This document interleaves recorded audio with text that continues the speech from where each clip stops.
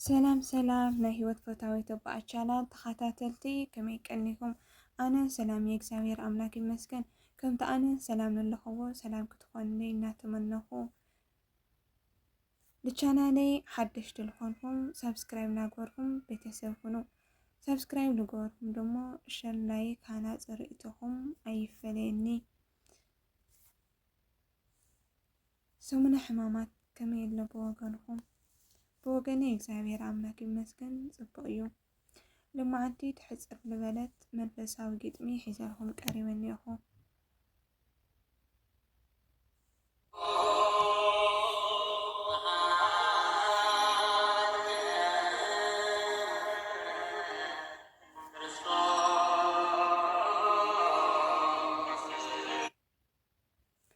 ናይ ርእስትና ግጥሚ ኣምላከይ ፍቐደለይ ኢኻ።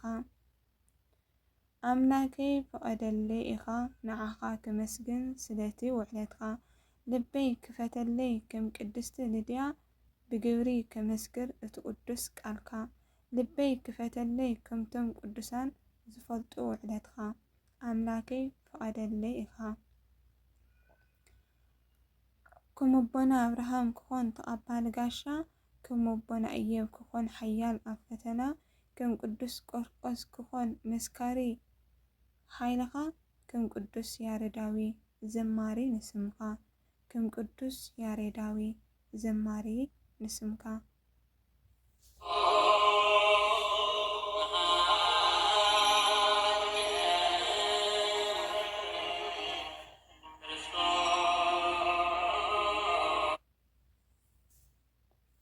ኣምላከይ ፍቐደለይ ኢኻ። ከም ኣደና ማርታ ክኸውን ካብ ስሕተታ ተመኒሳ ትመጽእ ናባኻ፣ ከም ኒቆዲሞስ ንግሆ ክመጽእ ናብ ቤትኻ። ፍቐደለይ ኢኻ ንዓይ ንባርያኻ። ፍቐደለይ ኢኻ ንዓይ ንባርያኻ። ኣምላከይ ፍቐደለይ ኢኻ ናብቲ ቅዱስ ስፍራ ክመጽእ ዘኪረ ውዕለትካ። ልበይ ክፈተለይ ንድኹም ባርያኻ። ባዶ ከይጸንሐካ ኣብ ዳግማይ ምጽኣትካ፣ ብንስሓየ ተሓጺበ ክቕበል ቅዱስ ደምካ።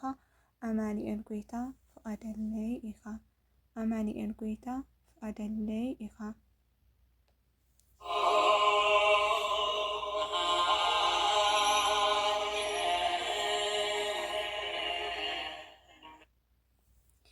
ኣምላከይ ፍቐደለይ ኢኻ። ከምቶም ቅዱሳንካ ኣብ ስደት ኮይኖም ውዕለትካ ዘመስከሩ ናይ ስጋ ሞት ዘይፈርሑ፣ ዳግማይ ትንሣኤ ከም ዘሎ ዝኣምኑ፣ ንዓይ እውን ፍቐደለይ ኣብ ስደት ኮይነ ክዝክር ውዕለትካ። ንዓይ እውን ፍቐደለይ ኣብ ስደት ኮይነ ክዝክር ውዕለትካ።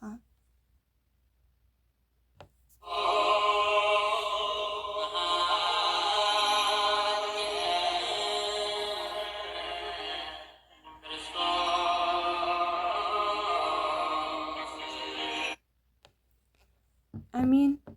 ወስብሐት ለእግዚአብሔር ወለወላዲቱ ድንግል ወለመስቀሉ ክብር ይኹን። አሚን። ጀሚረ እሽካብ ንፍጽም ምሳይ ዝጸናሕኩም ክቡራት ተኸታተልተይ እግዚአብሔር አምላክ የኽብረለይ። ብድጋሚ ሰናይ ናይ ጾሙ ሕማማት ይግበረና እግዚአብሔር አምላክ። ንቻናለይ ሓደሽቲ ልኾንኩም ሰብስክራይብ ናገበርኩም ቤተሰብ ሁኑ። ሰብስክራይብ ዝገበርኩም ደሞ ሃናፂ ርእይቶኹም ላይክ ሸር ናገበርኩም ምብርታዕኹም ኣይፈለየኒ። ክቡራት ተኸታተልተይ ካልእ ግዜ ብካሊእ መደብ እስካብ ዝመፀኩም ሰናይ ንዓኹም።